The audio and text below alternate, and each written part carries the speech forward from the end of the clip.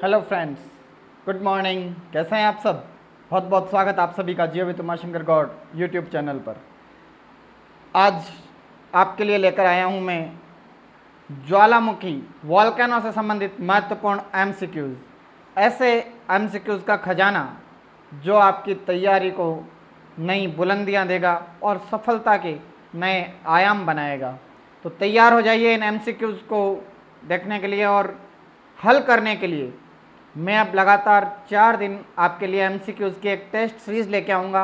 रोज़ 20 प्रश्नों की ये सीरीज होगी, जिसमें आप प्रत्येक प्रश्न को पॉज कर पहले हल करेंगे और उसके बाद मेरा आंसर सुनेंगे। तो आइए चलते हैं आज के एमसीक्यूज़ की तरफ। तो आइए, पहला प्रश्न आता है आपके स्क्रीन पे, ये लीजिए। निम्नलिखित में से किसे प्रकृति का सुरक्षा वाल्व कहा जाता है? निम्नलिखित में से किसे प्रकृति का सुरक्षा वाल्व कहा जाता है? अब देखिए, इसमें 4 ऑप्शन हैं। नंबर 1 आपके भूकंप सुरक्षा वाल्व नहीं हो सकता, क्योंकि ये बड़ी दरारें उत्पन्न करता है, अर्थात सुरक्षा वाल्व नहीं हो सकता।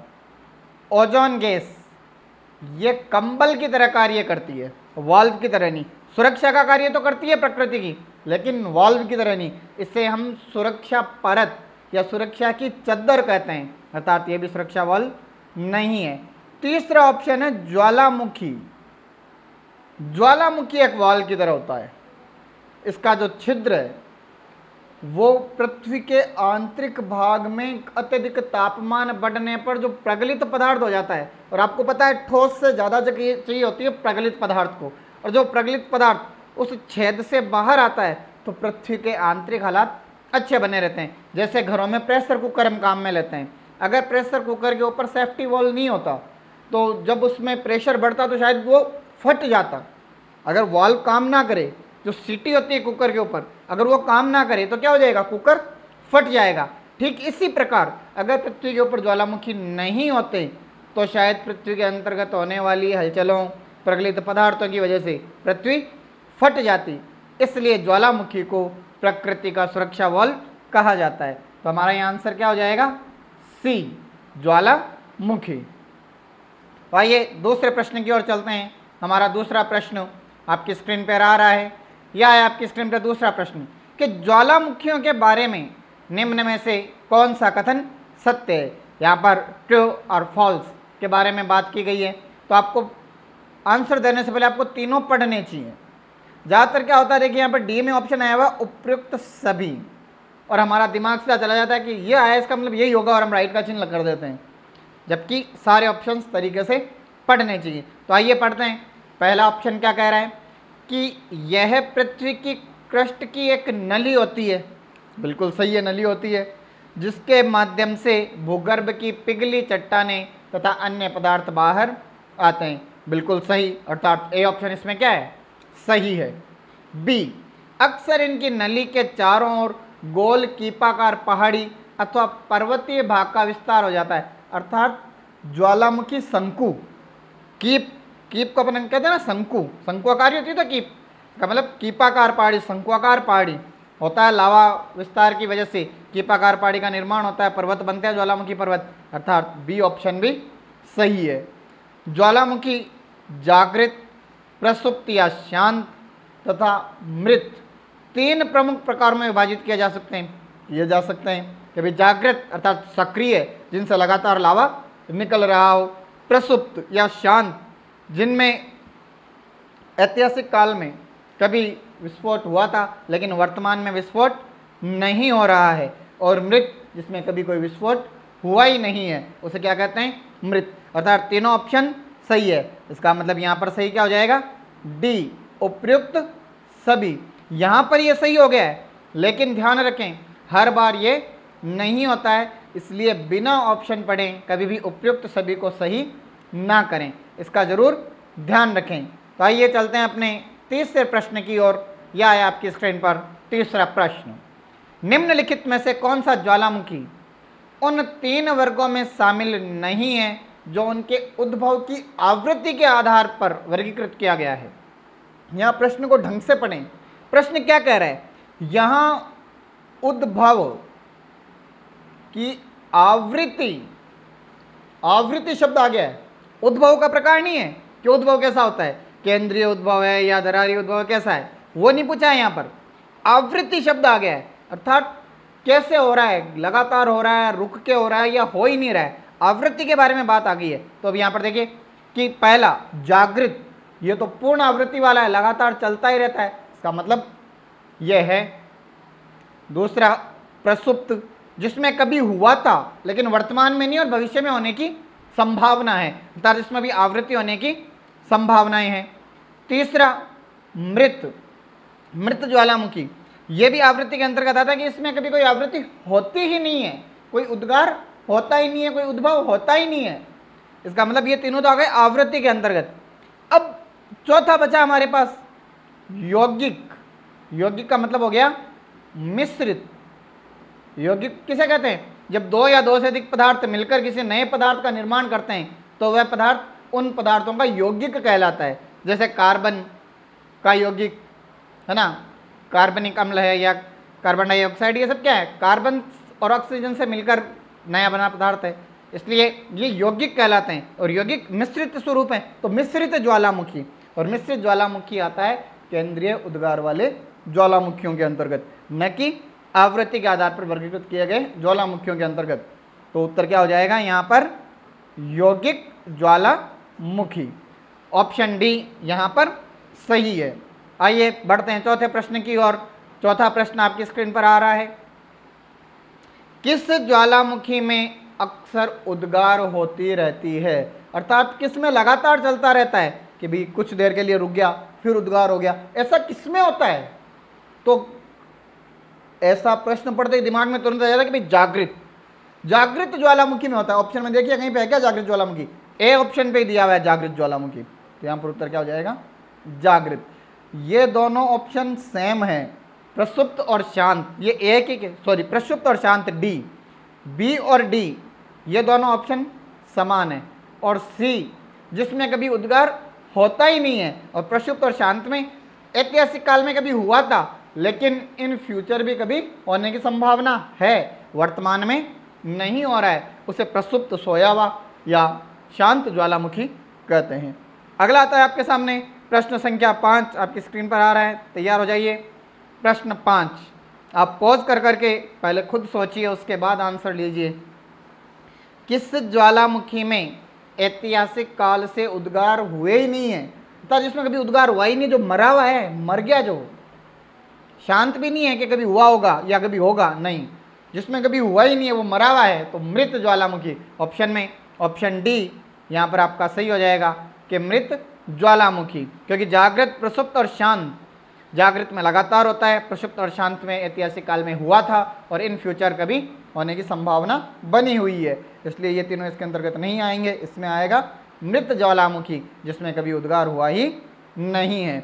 अगला आता है प्रश्न संख्या 6, लंबे समय तक शांत रहने के पश्चात विस्फोट होने वाला ज्वालामुखी क्या कहलाता है, अर्थात ऐतिहासिक काल में कभी उद्गार हुआ था फिर ये सो गया गहरी नींद में, कुंभकर्ण की नींद में सो गया, और 6 महीने बाद, 6 वर्षों बाद कभी फिर से याद आ गया, अरे यार मेरे को जगना है, जग गया, ब्लास्ट हो गया हल्का सा, उसे क्या कहते हैं, तो सोया हुआ है ना, तो सोया हुआ कौन सा है, प्रसुप्त या सुप्त या शांत, तो इसमें कहीं पर है सुसुप्त ज्वालामुखी, बी ऑप्शन। यहाँ पर ध्यान रखें, चाहे प्रसुप्त हो, चाहे शांत हो, चाहे सुप्त हो, चाहे सुसुप्त हो, सभी एक ही नाम के पर्यायवाची हैं, इसलिए उत्तर क्या हो गया, सुसुप्त ज्वालामुखी, जिसमें ऐतिहासिक काल में कभी उद्गार हुआ था और भविष्य में हो सकता है, अर्थात लंबे समय तक शांत रहकर उनमें कभी भी विस्फोट हो सकता है। अगला प्रश्न, प्रश्न संख्या 7, पृथ्वी की पपड़ी अर्थात भूपपल्टी की ठोस चट्टानों के नीचे जो पिघला हुआ पदार्थ होता है, अर्थात प्रगलित चट्टानें, जो कभी कभी ज्वालामुखी उद्गार के साथ धरती के ऊपरी तल पर आ जाता है, उसे क्या कहते हैं, उसे कहा जाता है मैग्मा। क्या कहते हैं हम इसे, मैग्मा। ये कौन से मंडल में पाया जाता है, मेंटल की ऊपरी परत, ऊपरी मेंटल अर्थात दुर्बलता मंडल में मैग्मा के भंडार पाए जाते हैं। और जब ये पृथ्वी के ऊपर आकर बिछ जाता है तब इसे हम क्या कहते हैं, लावा, तब इसे क्या कहा जाता है, लावा नाम से इसे जाना जाता है। अगला प्रश्न संख्या 8 आपकी स्क्रीन पर आ रहा है। यह आया, पहले अश्रु की उत्पत्ति कब होती है? अश्रु, अश्रु मतलब आंसू। तो आंसू कब आते हैं पृथ्वी के? भूकंप आने पर आंसू आते हैं क्या? नहीं आते, क्योंकि उसमें तो सिर्फ जमीन फटती है, रुका ही रुका रहता है सब कुछ। प्लेट विवर्तनिकी से? नहीं भैया, प्लेट विवर्तनिकी तो ऊपर पृथ्वी के ऊपर होती नहीं है, नीचे होती है, और उसमें भी कोई आंसू वांसू नहीं आते हैं। नंबर 3, ज्वालामुखी उद्गार के समय, ये बिल्कुल सही है। ज्वालामुखी उद्गार के समय एक क्रिया होती है जिसे कहा जाता है गैसर। क्या कहते हैं? गैसर, जिसमें बड़ी मात्रा में गैसें व जलवाष्प बाहर एक फव्वारे के रूप में निकलती है। और आपने कई कार्टून्स देखे होंगे जिनमें जब कार्टून वाले रोते हैं तो ऐसे बड़ी मात्रा में उनके आंसू जो है ऐसे निकलते हैं आंखों से, है ना। तो ऐसे ही ज्वालामुखी उद्गार से ये आंसू निकलते हैं, इसलिए इन्हें क्या कहा जाता है? पहले अश्रु। तो पहले अश्रु कब निकलते हैं? ज्वालामुखी उद्गार के समय। तो यहाँ पर आंसर क्या हो गया? आंसर सी, ज्वालामुखी उद्गार के समय पहले अश्रु की उत्पत्ति होती है। अगला प्रश्न संख्या 9 आपकी स्क्रीन पर आ रहा है। ज्वालामुखी में जलवाष्प के अलावा मुख्य गैसें होती है। अब हमने पृथ्वी की आंतरिक संरचना के बारे में पढ़ा था, तो पृथ्वी की आंतरिक संरचना में हमने निर्माण प्रक्रिया पढ़ी थी कि किस प्रकार निर्माण हुआ था। तो उस निर्माण प्रक्रिया में हमने जाना था कि पृथ्वी के आंतरिक भाग में कौन कौन सी गैसें प्रचुर मात्रा में थी। तो उनमें हाइड्रोजन थी, हीलियम थी, नाइट्रोजन थी, कार्बन डाइऑक्साइड थी। अब इनमें देखिए ये कौन से ऑप्शन में है?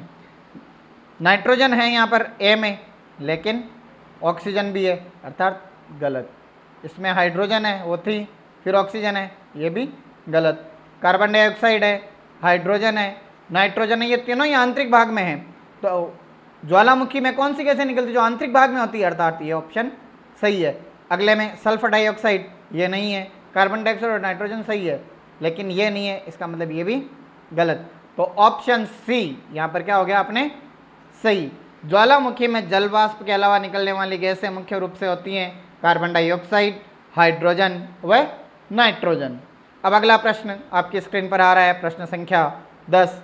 देखिए, ज्वालामुखी उद्गार के फलस्वरूप प्राप्त लावा अर्थात प्रगलित और धरातलीय चट्टानों के टुकड़े जब आपस में मिल जाते हैं, आपने पीछे पढ़ा था, कल के वीडियो में देखा था कि ज्वालामुखी उद्गार के समय कुछ बड़े चट्टानी टुकड़े भी बिखरते हैं, और जब वो लावा के साथ मिलते हैं तो उनको क्या कहा जाता है? तो उन्हें पायरोक्लास्ट, क्या कहा जाता है?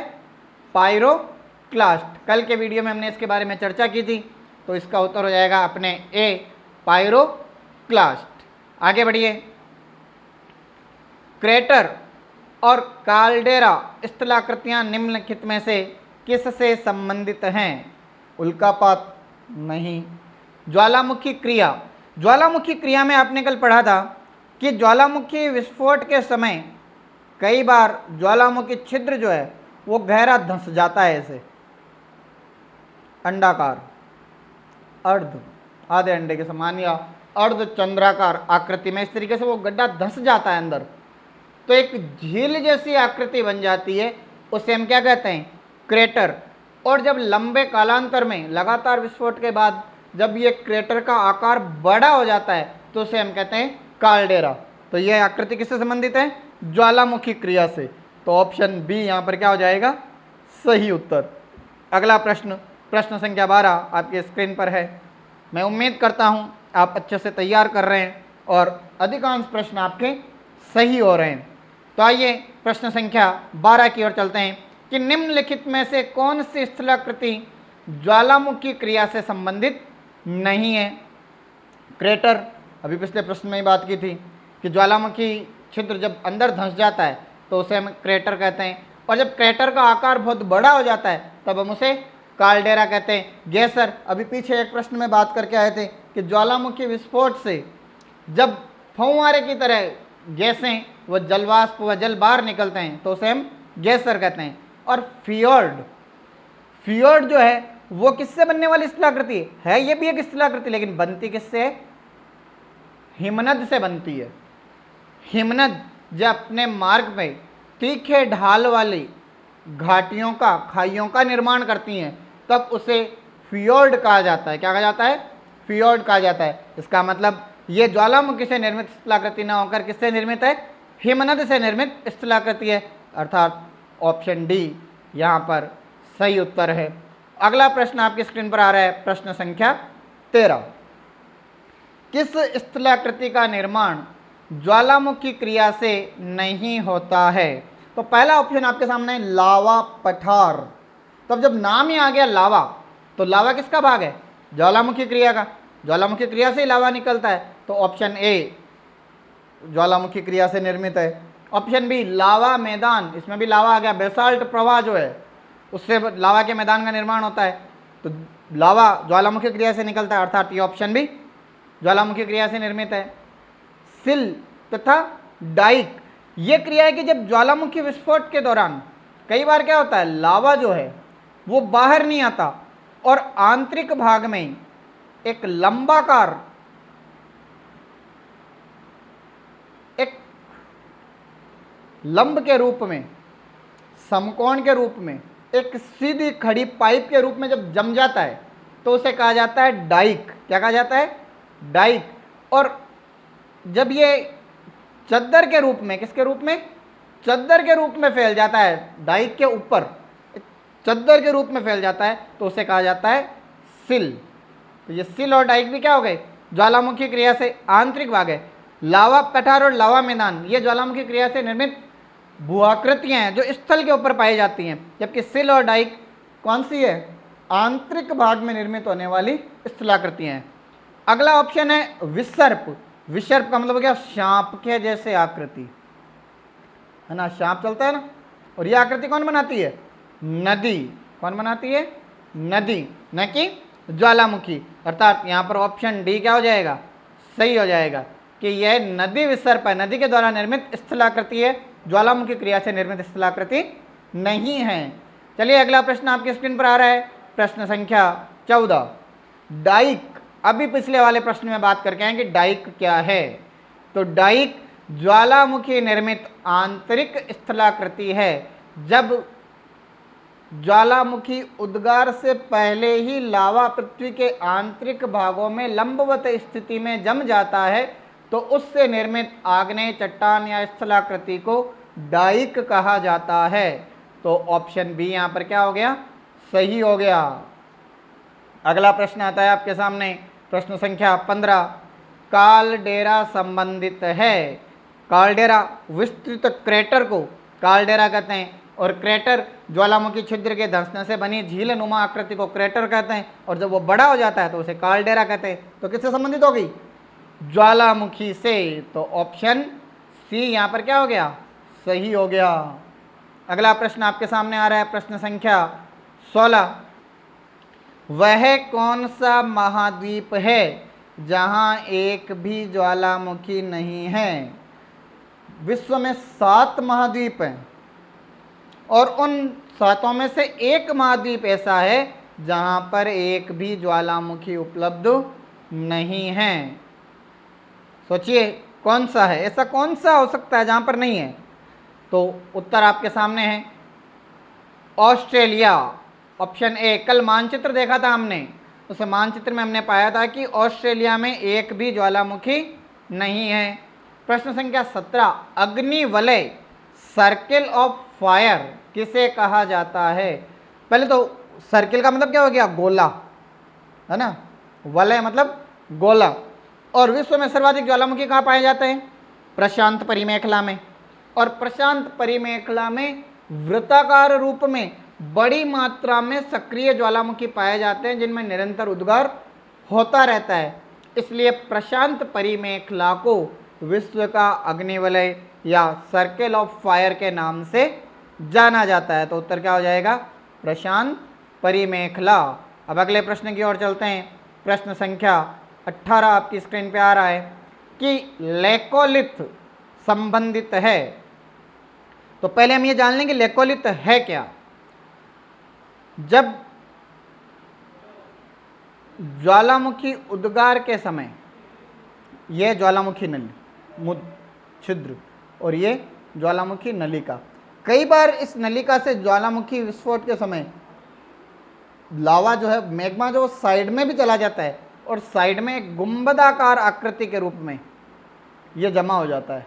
जैसी आकृति में, गुंबदाकार आकृति में, जब ये ऐसे जमा हो जाएगा आंतरिक भाग में, दो क्षैतिज चट्टानों के बीच में जब लावा गुंबदाकार रूप में जम जाता है और चट्टान का रूप धारण कर लेता है तो उसे हम लेकोलिथ कहते हैं। तो इसका निर्माण कौन सी क्रिया से हो रहा है? ज्वालामुखी क्रिया से। तो ऑप्शन ए क्या हो जाएगा?